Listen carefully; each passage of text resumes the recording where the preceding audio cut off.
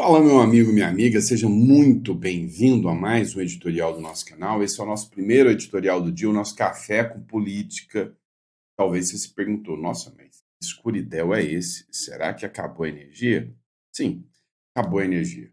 Ué, mas se acabou a energia, como é que ele está gravando? Pois é, tem um no break aqui, que está segurando a internet e está segurando, por enquanto, né, a energia. Então, bora para cima.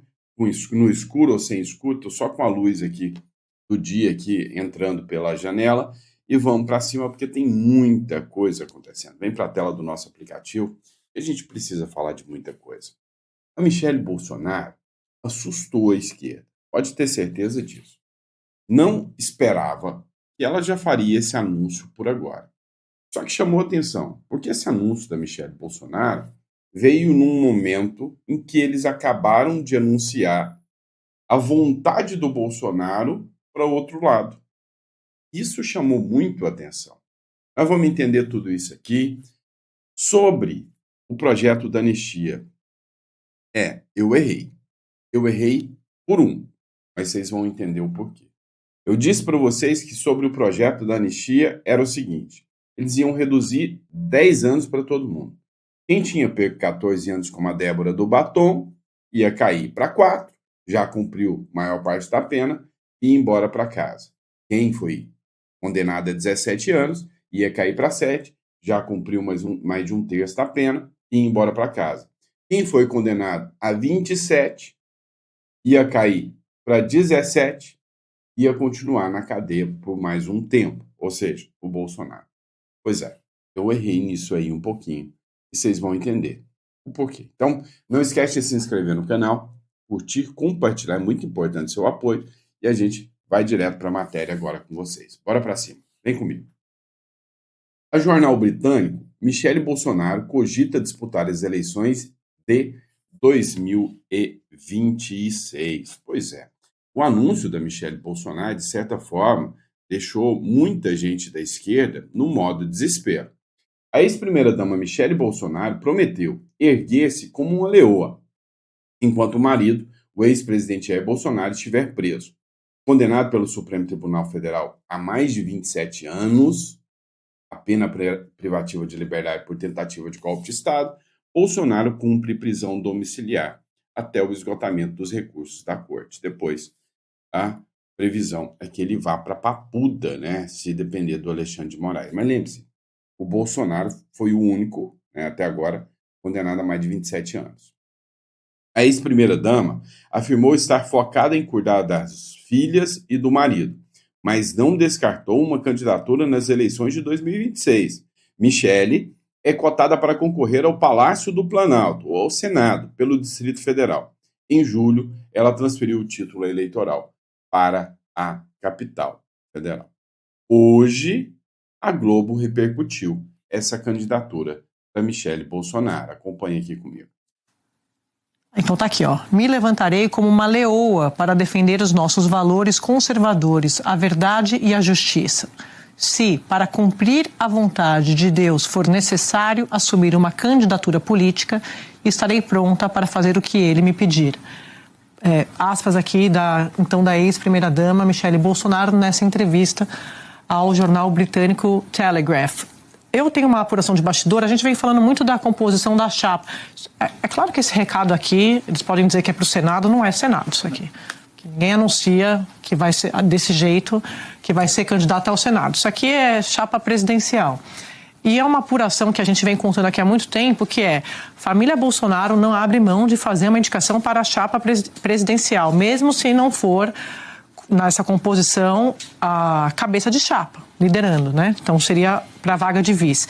Bolsonaro quer influenciar essa composição, mesmo que eles consigam, o Centrão, fazer a indicação de Tarcísio de Freitas. Centrão está pressionando há muito tempo para que Bolsonaro antecipe essa indicação, já aponte o nome, para que eles consigam fazer a construção, trabalhar a construção dessa candidatura, e o nome que eles preferem é o nome do governador Tarcísio de Freitas. A família Bolsonaro queria um Bolsonaro na cabeça de chapa. Como está vendo que não vai ter chance, quer indicar a vice. E aí, da família Bolsonaro, você tem Jair Bolsonaro, que está inelegível, Eduardo Bolsonaro, que está lá fora, e se voltar, já está enfrentando problemas com a justiça, e vai ter todo esse processo lá no Supremo que deve levar o Eduardo Bolsonaro vai ficar inelegível também. E aí você tem Flávio Bolsonaro e Michele Bolsonaro. Michele Bolsonaro, nas pesquisas do PL, pontua melhor. Essa informação é do próprio PL. Então, é isso que está se desenhando, Merval. Seria para a família Bolsonaro uma chapa Tarcísio e Michele na vice. Uma chapa que ganha fácil. E sim, né, segundo informações, né, da Andresa Matais, o Bolsonaro fechou apoio ao Tarcísio para a eleição presidencial. Enfim, como vai ficar o roteiro daqui para frente, ninguém sabe. Mas foi feito um acordo, nas palavras da mídia, né, isso aqui não é oficial, ninguém viu da boca do Bolsonaro, até porque não pode aparecer em nenhum meio de comunicação para afirmar isso. Mas o ex-presidente Jair Bolsonaro deu aval para o governador de São Paulo, Tarcísio de Freitas, do Republicanos, a disputar as eleições presidenciais com o seu apoio. O acordo foi costurado com os líderes do PP e do União Brasil. A dúvida agora é quando a decisão será anunciada. A coluna apurou que há um racha em relação ao calendário. Um grupo defende esperar até dezembro ou janeiro, sob o argumento de que isso livraria Tarcísio de ser acusado pelos eleitores de usar o governo de São Paulo como trampolim para o Planalto, né? Olha, o que a gente tem hoje, né, em relação ao Tarcísio de Freitas, em relação a Michele Bolsonaro, em relação a essa disputa? O Ciro Nogueira, do Centrão, ele quer a vice-presidência.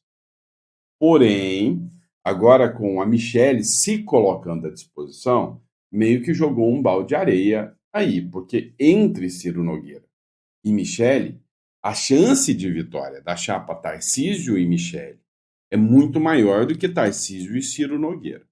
Agora, o ponto aqui central é uma candidatura de Tarcísio com Michele Bolsonaro, e o Eduardo Bolsonaro já tinha avisado, com ou sem o aval do pai, com Tarcísio ou sem Tarcísio, o Eduardo Bolsonaro seria o candidato a presidente.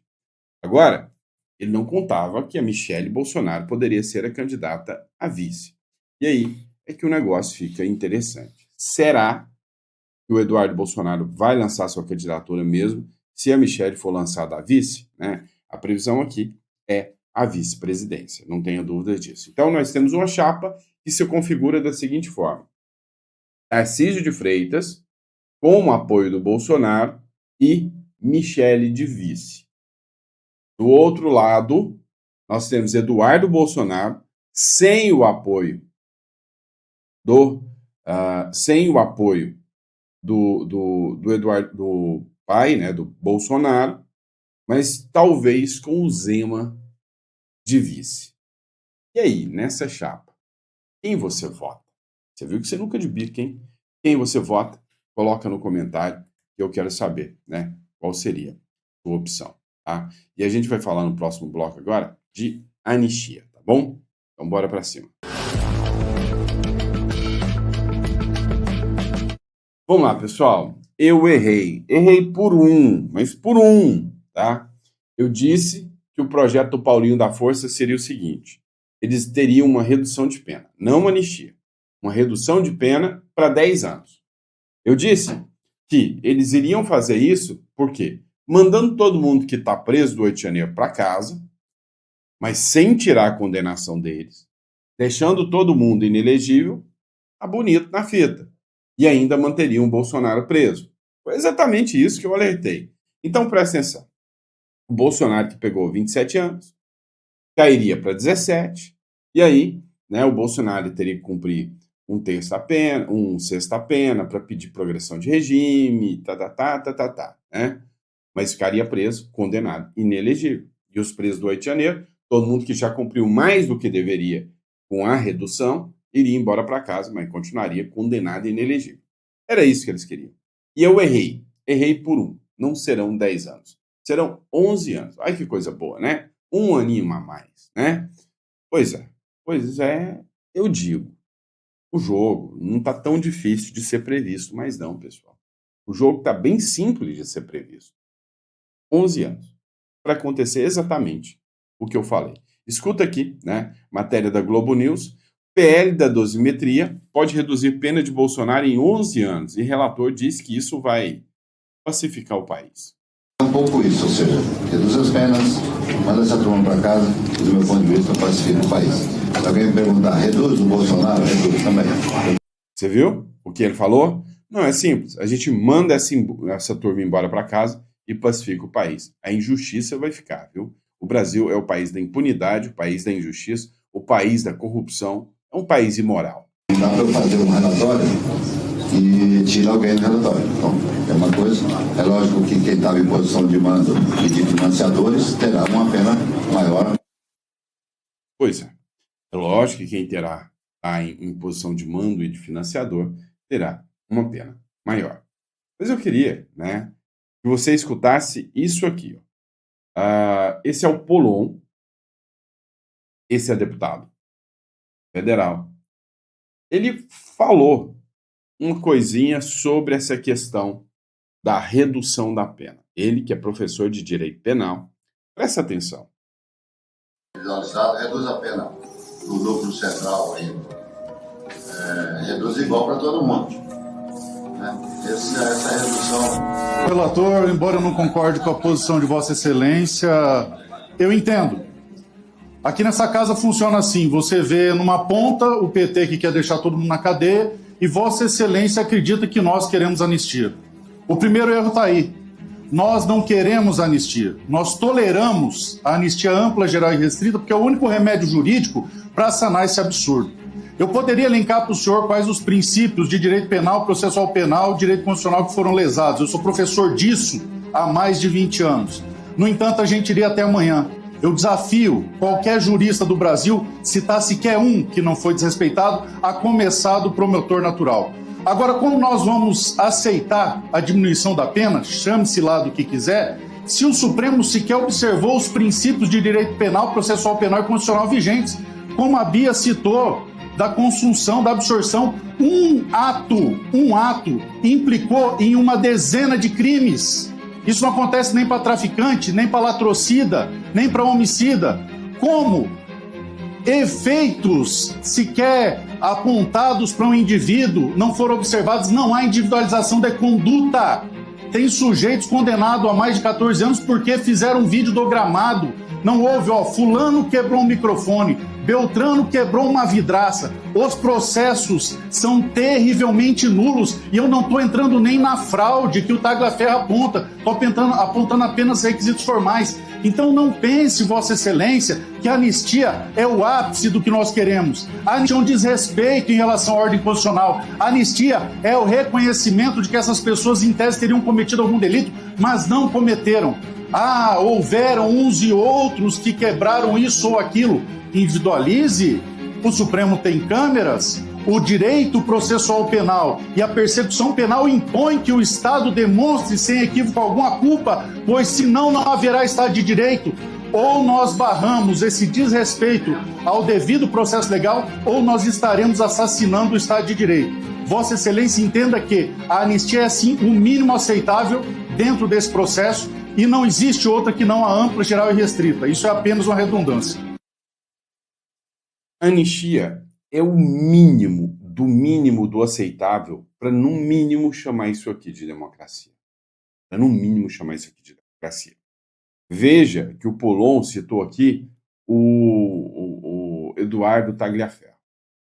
Olha só, denúncia grave. O ex-assessor de Moraes denuncia um censor da direita trabalhando com o Haddad.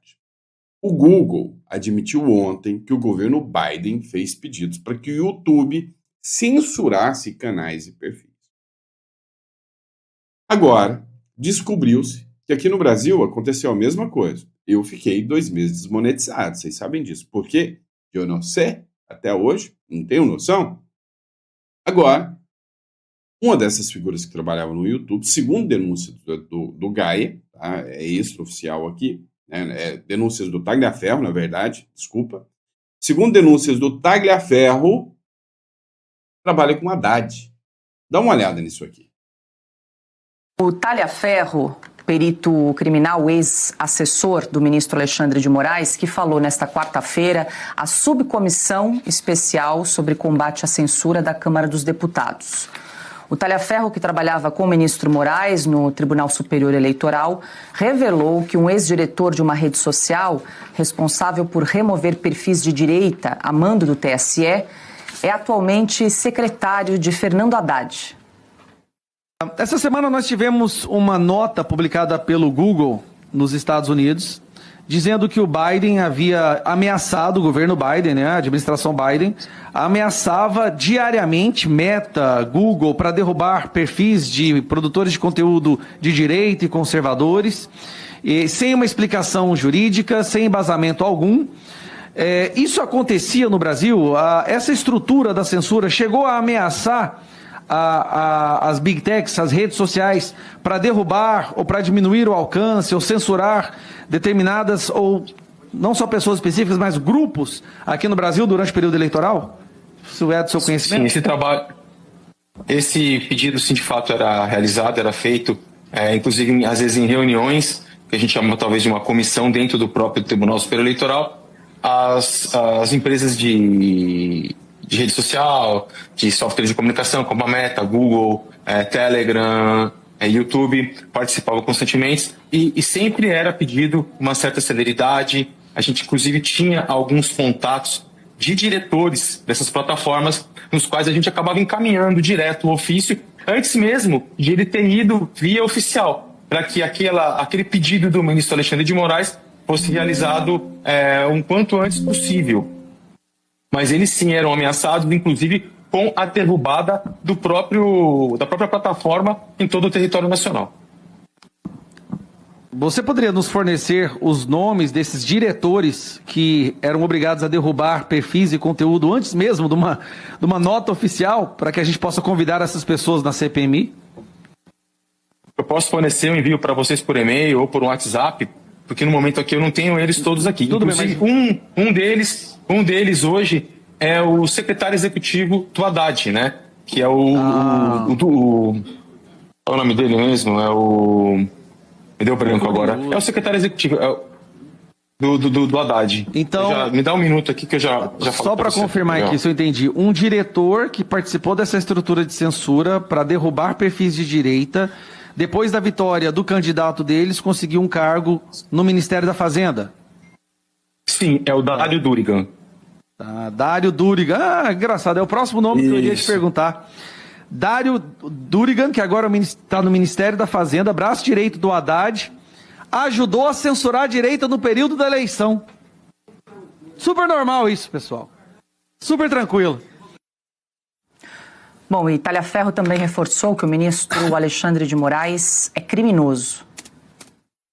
O Alexandre de Moraes, ele está com essa loucura dele, com essa obsessão. É um psicopata, no qual tudo é atentado violento, né, ao Estado Democrático de Direito, tudo é organização criminosa, mas quem deveria estar respondendo a esses crimes é justamente Alexandre de Moraes. Então eu vou continuar denunciando, me procura, me extradita, mas o meu dever, a minha obrigação é sempre levar a verdade, com o objetivo de que ele seja punido pelos crimes que ele cometeu e que ele ainda continua cometendo. Pois é, né? Só lembrando para vocês, muita gente está falando aqui, mas esse tipo de denúncia é perigosa. Isso aqui é um canal oficial, tá, pessoal? Isso aqui, literalmente, é uma publicação que aconteceu dentro de uma comissão do Congresso Nacional. É aquilo que eles conhecem como Casa do Povo, né? Vamos lá. STF tem placar de 3-2 por quebra de sigilo das buscas da internet. Olha só que mera coincidência. O plenário do Supremo Tribunal Federal retornou nesta quarta-feira a análise do recurso que discute os limites para a quebra de sigilo de usuários da internet, com base em sites de busca. A sessão foi aberta com o voto do ministro Gilmar Mendes, que havia pedido vista no caso. O placar, até o momento, está em 3-2 pela quebra. A Corte julga o recurso extraordinário em que o Google questiona ordem judicial nesse sentido, no âmbito das investigações do assassinato da vereadora Marielle Franco e do motorista Anderson Gomes, em 2018. No seu voto, Gilmar Mendes negou o provimento ao recurso, acompanhando a divergência aberta pelo ministro Alexandre de Moraes. O que o Gilmar Mendes e o Alexandre de Moraes estão definindo aqui? É simples, né? A quebra total das informações e dos sigilos, né, dos dados pessoais das pessoas que têm aí contas, né, nas redes sociais. Pessoal, olha, a perseguição é implacável. Primeira coisa que eles fazem, quando começa a incomodar, é tentar queimar sua reputação. Isso aí já começou a acontecer comigo. Ó, eu já fui processado por um ex-assessor do Alexandre de Moraes. Não é novidade para ninguém, eu já falei para vocês, né? Processado por fake news. Tá? Desmonetizaram meu canal 2 meses. Agora já estão tentando fazer uma queima de reputação. Né? Eu trabalhei muito tempo, né, com questão previdenciária, né? E aí eu falei de um projeto que um aposentado me pediu no canal. Aquelas coisas que eu fico aqui, não, podia apresentar um projeto isso, devia fazer um projeto isso. Eu fazia isso com os aposentados, quem me acompanha há muito tempo sabe. Então, por causa disso, por causa de uma fala minha no YouTube, os caras falam que eu posso ter grandes problemas, né? Eu não vou dar muito spoiler aqui, eu vou esperar o momento certo, porque eu estou vendo aí uma tempestade chegando até mim. Mas fiquem tranquilos, tá bom? É o seguinte, vamos dar continuidade aqui, que os cães ladram, mas a caravana não para, falou o maconheiro do Marcelo D2, né? Mas vamos dar uma continuidade aqui. Bora lá. Ó, Puro Suco de Brasil, vamos falar disso aqui? A gente tem que pôr vinheta para vocês, né? Bora falar sobre isso aqui. É para assustar mesmo o que o Brasil se tornou. Dá uma olhada. É o seguinte, senador flagrado com dinheiro na cueca critica a PEC da blindagem. Vai na contramão da história. Chico Rodrigues afirmou que a legislatura do Congresso ficaria marcada se permitisse a aprovação do projeto. Vem cá, vocês acreditam que a turma da esquerda é agora a defensora de Deus? Não, Deus ainda não, mas eles vão chegar lá. São as defensoras da pátria. Eles são os verdadeiros patriotas. Eles são os donos do Brasil, defensores da pátria, da soberania, contra o ataque yankee mavadão dos imperialistas. Olha só. Você viu isso? Outro ponto também. Agora, né, eles são defensores anticorrupção. É isso aí. Peraí. Os caras tentaram te vender picanha e cervejinha. Não rolou. Agora, eles estão vendendo para você. Eles são patriotas e eles são contra a corrupção. Ah, mas você vai acreditar nessa? Tá de sacanagem, né? Dá uma olhada. O Daniel Scott, que fez essa publicação, nem o melhor roteirista do mundo conseguiria escrever o que realmente o Brasil é. Né? Olha só como o mundo gira. De um lado, o Sérgio Moro está prestes a ser julgado e condenado pelo Zanin. Pelo Cristiano Zanin, o ex-advogado do Lula. Seu crime? Fez uma piada dizendo que ia receber um habeas corpus do Gilmar Mendes em uma prisão de festa junina. Então, o que aconteceu? O Sérgio Moro estava numa festa junina, aí os caras foram lá e falaram, vou mandar você para prisão. Ele falou, não, aí eu compro um habeas corpus do Gilmar Mendes. Com uma piada. Pode ter sido de mau gosto? Sim. Mas agora, o Zanin, que é o ex-advogado do Lula, chefia a casa, né, chefia a sessão que vai julgá-lo, né, a turma que vai julgá-lo. Enquanto isso, o senador flagrado com mais de 30 mil na cueca continua com o processo parado há 5 anos e livremente criticando a PEC da blindagem. Só mais um dia da várzea que vivemos por aqui. É assim, literalmente parece uma piada, mas não é. Se for uma piada, é uma piada de muito mau gosto. O mundo gira, principalmente quando o mundo é essa república das bananas, essa republiqueta, né? Sérgio Moro será julgado por Zanin. Se tivesse um mínimo, mas se o Brasil tivesse assim, um pinguinho de seriedade, isso nunca aconteceria. O próprio Zanin falaria, eu não posso, eu sou suspeito. Eu tive embates, eu tive discussões, tive causas contra, e aí embate com o Sérgio Moro. Eu fiz denúncias em órgãos internacionais contra o Sérgio Moro. Agora eu vou julgá-lo. Ah, já sei. O Brasil é o país tupiniquim que a vítima pode ser juiz do Bolsonaro. Então tá tudo bem, né? Olha só isso. Vamos lá. Metrópolis Política. A primeira turma do STF vai julgar a partir de 3 de outubro o senador Sérgio Moro em ação penal por calúnia contra o ministro Gilmar Mendes. A relatora do caso, a ministra Carmen Lúcia, marcou o início do julgamento em sessão virtual. A denúncia oferecida pela Procuradoria-Geral da República, que acusa o Sérgio Moro de atribuir falsamente a Gilmar Mendes o crime de corrupção passiva, ao insinuar que o ministro vende habeas corpus.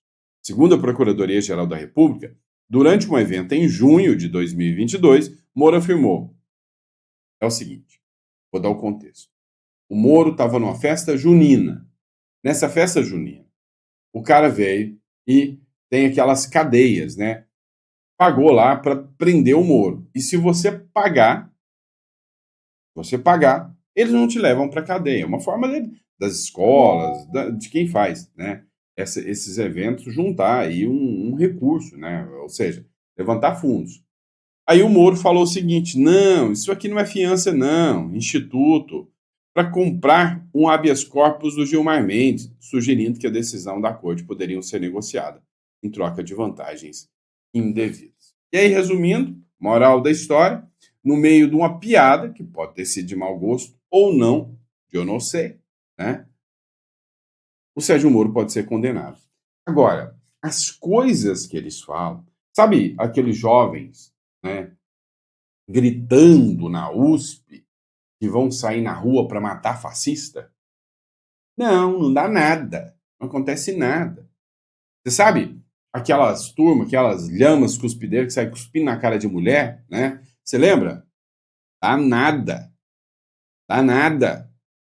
Ou seja, não dá mais para viver no Brasil. Desculpa, mas não dá mais para ficar no Brasil. Não dá mais para confiar 100% nesse Brasil. Não dá mesmo. Isso aqui, para mim, né, já escancara, né, de tudo do Brasil um pouquinho, né? E aí, só para a gente dar uma encerrada aqui no assunto aqui, né? Joel Pinheiro, tá? Se vocês quiserem marcar até o Joel Pinheiro aqui, sabe, aos poucos está caindo a real do pardieiro que virou esse negócio chamado Brasil, né? Da pouca vergonha que virou essa República Tupiniquim. E não era para ser diferente. Depois que deixa essa turma, né, da esquerda tomar conta do poder, não tem como ter uma visão diferente disso aqui. Dá uma olhada. O Joel Pinheiro analisou acabou, né, moeu a narrativa da Rede Globo em relação a: olha, o Lula é um estadista. A fala dele foi maravilhosa. Foi lindo. Tá de sacanagem. Dá uma olhada no que o Joel Pinheiro falou. Joel, ganhou meu respeito com essa fala aqui. Tem problemas e questionam o avanço dessa extrema-direita ultra-radical. Você, Joel. Pois é, o Lula sobrepôs essas duas perguntas, né? Eu concordo com o Lins que são diferentes, mas às vezes parece que, do ponto de vista do Lula e de quem estava reunido ali, as coisas ficam tão juntas que acabam se misturando, né? Uma é, qual o problema, o que está dando errado com a democracia, por que ela está em risco no mundo, e outra é, por que a esquerda está perdendo espaço. Ou seja, coisas completamente diferentes.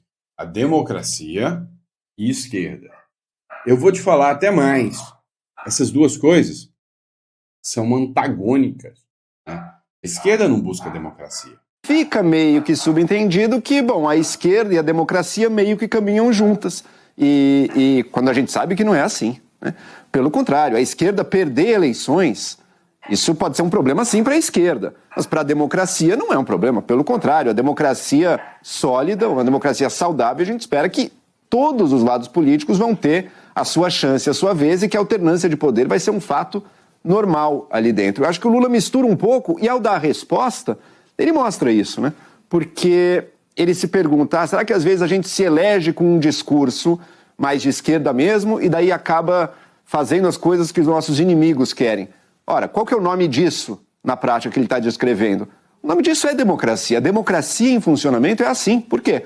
Porque mesmo um presidente que se elege, seja de esquerda ou seja de direita, ele não vai poder governar sozinho, não é a agenda dele apenas. Tem, por exemplo, aqui no caso brasileiro, um Congresso que vai representar uma série de visões diferentes. E se o governo, o presidente, quiser governar, ele vai precisar compor, e compor, portanto, com pessoas que não estavam do lado dele, que não são do partido dele, que não são, às vezes, nem mesmo do espectro ideológico dele, no caso do Lula, da esquerda. Então, o nome disso é democracia. Ele parece entender que a falha da esquerda é que, às vezes, a gente trai nossos ideais puros na hora de governar. Mas, veja, é justamente a democracia que exige isso. Então, o que é problema para a esquerda não necessariamente é o problema da democracia. São dois campos perfeitamente distintos. Uma democracia saudável, ela precisa, sim, de uma esquerda saudável, é claro, mas precisa também da direita. E é sempre importante frisar isso. Pois Thomas. Parece que essa turma não gosta mesmo de democracia. E é isso, pessoal. Muito obrigado pela confiança, pela credibilidade. Quem acompanhou o nosso editorial aqui, não esquece de compartilhar. Recadinho rápido para você, né? Entre em contato aqui com o número ou na descrição aqui abaixo. Você acha que pode chegar a um nível que você depois não vai ter como resolver mais? Tenha um plano B, tenha uma segunda residência, tenha um lugar, né, que pode ser um porto seguro e uma garantia. E eu recomendo muito o Uruguai. Tá? Então você vai entrar em contato conosco para pedir orientação, vai marcar uma consulta com uma das nossas consultoras especializadas em te atender, e a gente vai fazer questão de te atender e te orientar. É um país com segurança. Você pode ter uma conta bancária fora dessa jurisdição brasileira. Meu irmão, hoje, se você falar algo que é inadequado e os caras resolverem te dar uma multa de 30 milhões, igual a gente já viu aqui no Brasil, o dinheiro está protegido? Você está protegido? Né? É simples assim. Se você resolver participar de uma manifestação e lá naquela manifestação alguém leva uma faixa que é antidemocrática e todo mundo vai preso e você está no meio. E aí? Você está pronto para encarar esse país? Né? Então você tem que ter um plano B. Bom? Obrigado, pessoal. Fiquem com Deus e até o próximo editorial.